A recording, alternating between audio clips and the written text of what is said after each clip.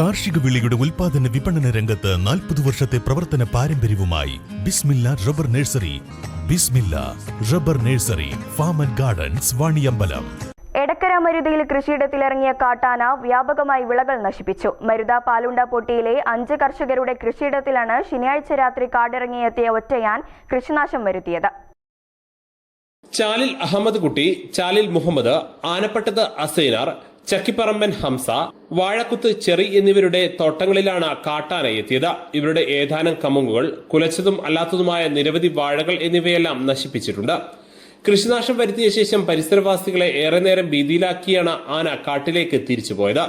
വനാതിർത്തിയിലെ fencing വർഷങ്ങളായി തകർന്നു കിടക്കുന്നതാണ് കാട്ടാനക്കൂട്ടം അനായാസം കൃഷിയിടത്തിൽ പ്രവേശിക്കാൻ കാരണമെന്ന് കർഷകർ പറഞ്ഞു.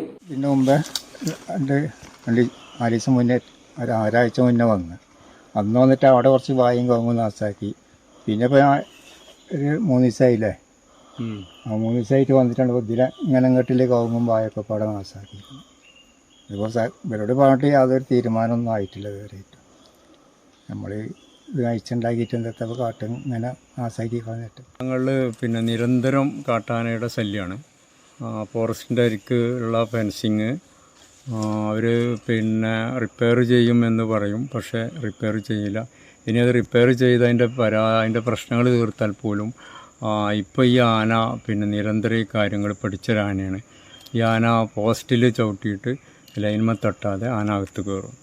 അകത്ത് കയറി ഈ കാര്യങ്ങളൊക്കെ ചെയ്ത് നശിപ്പിച്ചിട്ട് ആന തിരിച്ചു പോകുമ്പോഴും അതേമാതിരി പോകുന്ന ഭാഗത്തുള്ള ഫെൻസിങ്ങിൻ്റെ പോസ്റ്റിൽ തള്ളിയിട്ട് ആണ് ആന പുറത്ത് പോകുന്നത്.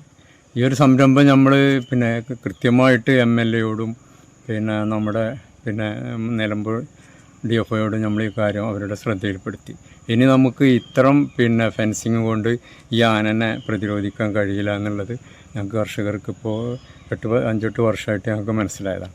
അതുകൊണ്ട് തന്നെ ഇപ്പോൾ നമ്മൾ പുതിയ സംവിധാനമായ ഈ തൂക്കുവേലി കൊണ്ടുവരികയാണെങ്കിൽ തീർച്ചയായിട്ടും ഇപ്പോൾ ഈ ആനയുടെ ഈ ശല്യത്തിൽ നിന്ന് നമുക്ക് രക്ഷപ്പെടാം. ഈ കാര്യം ഉന്നയിച്ചുകൊണ്ട് ഞങ്ങൾ ഈ അടുത്ത ദിവസം ഇത്ര വ്യാപകമായി നശിച്ചപ്പോൾ MLA എടുത്തും DFOയോട് നമ്മൾ MLA മുഖാന്തരം ബോധ്യപ്പെടുത്തി. പക്ഷേ ആ ഭാഗത്തുനിന്ന് യാതൊരുവിധ പ്രതികരണമില്ല. അത് നമുക്ക് ശരിയാക്കാം എന്ന് പറയും എന്നല്ലാതെ ഇപ്പോഴും കർഷകരുടെ നിരന്തരം ഈ അടുത്ത ഇന്നലെ മിഞ്ഞാന്ന് പോലും ആന ഇറങ്ങി ഒരു 4-5ഓളം കർഷകരുടെ വാഴ, കമുങ്ങ് പോലത്തെ കാര്യങ്ങൾ നശിപ്പിച്ചിട്ടാണ് ആന പോകുന്നത്. തൊട്ടടുത്ത വീട്ടുകാർക്ക് പോലും പുറത്തിറങ്ങി ലൈറ്റ് അടിക്കാനും കൂടെ ഉള്ള ധൈര്യം അവർക്കില്ല. കാരണം അവരുടെ ജീവന് പേടിയാണ്. അത്രയും ഒരു ഒറ്റയാന ഭീകര അന്തരീക്ഷം സൃഷ്ടിച്ചുകൊണ്ടാണ് ഈ കർഷകരുടെ കൃഷി ഇങ്ങനെ നശിപ്പിച്ചുകൊണ്ടിരിക്കുന്നത്. ഫോറസ്റ്റിലെ എയ്ഡ് പോസ്റ്റിൽ പോയി പറഞ്ഞാൽ അവർ MLA-യോടും DFOയോടും പറയാൻ പറയും.